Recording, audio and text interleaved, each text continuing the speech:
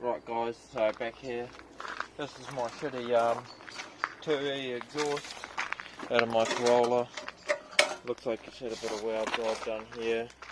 Someone looks like they bent the shit out of that. Yeah, it looks quite strange. Good thing that's not going back in my Corolla. I had to go at the other side. That one, she's pretty holy, bro. You'll go to heaven if you look at that. Might as well go and give it another go, Brody, I reckon. Give that another go. So what you do... This is how to fix your exhaust.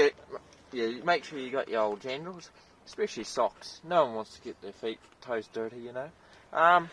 So just a good couple of swings like that. And you'll be amazed at the flow what you get out of this thing, eh? You chuck this back on, like... This is like a high flow sandwich. Look, if you want a rally car exhaust, what you do, you go put a couple of holes in this bitch, and that's how you get one. Look, she's done. And they seem to go better when you, like, flatten them.